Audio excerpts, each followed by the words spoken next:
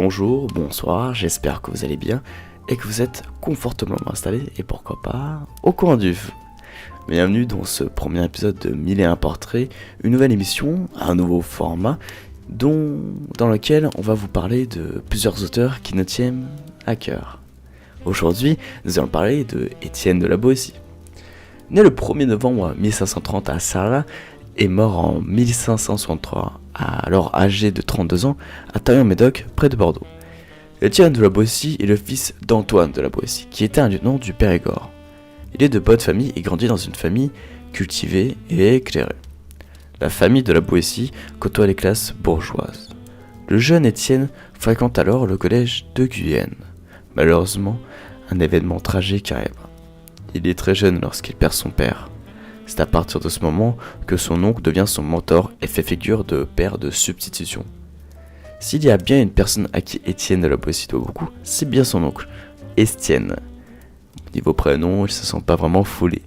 Il est celui qui l'a éduqué et qui lui a donné goût à la culture, ce qui fait dire à Étienne qu'il doit son institution et tout ce qu'il pouvait être à son oncle et parrain.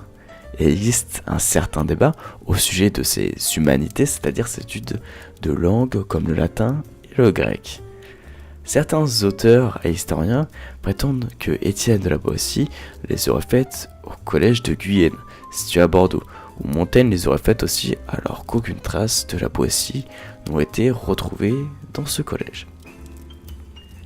Étienne de la Boétie poursuit alors ses études à l'université d'Orléans, où il passe son examen en licence de droit. C'est à cette même période qu'il écrit son ouvrage, qui est celui qui l'a fait percer, dirons-nous, Discours de la servitude volontaire. En parlant de cette œuvre, qui est sortie en 1576, cette œuvre est très importante dans la carrière d'Étienne de la Boétie.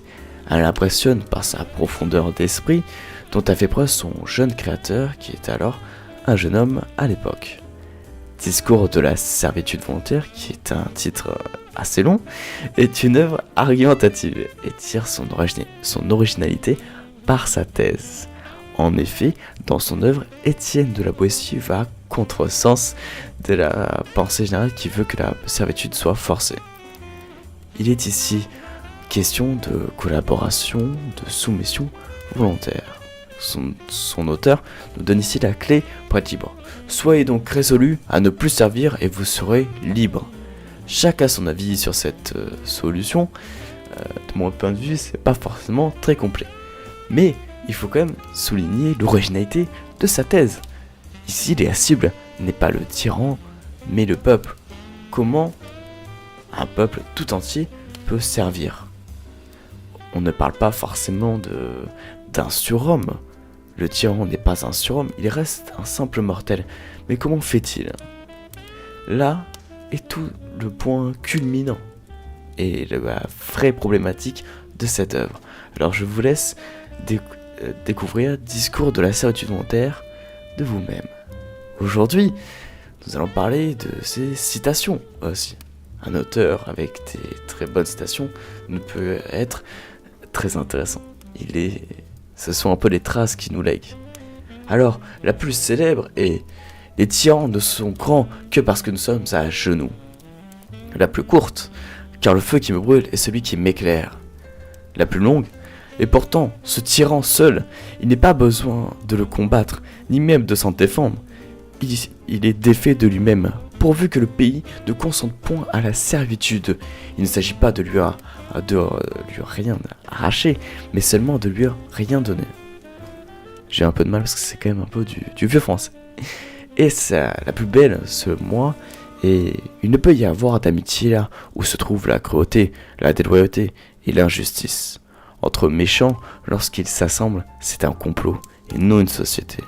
Ils ne s'aiment pas, mais se craignent. Ils ne sont pas amis, mais complices.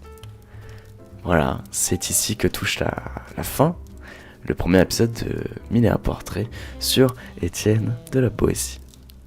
Si vous avez aimé ce premier épisode, n'hésitez pas à liker, vous abonner, activer la cloche. Et si vous avez une moindre critique ou un commentaire positif, n'hésitez pas à aller dans l'espace commentaire. toute remarque est bonne à prendre. N'hésitez pas aussi à nous rejoindre sur nos réseaux sociaux, et les liens sont en description. La semaine prochaine, nous allons parler de Brantôme, et nous on va se quitter là. À la semaine prochaine.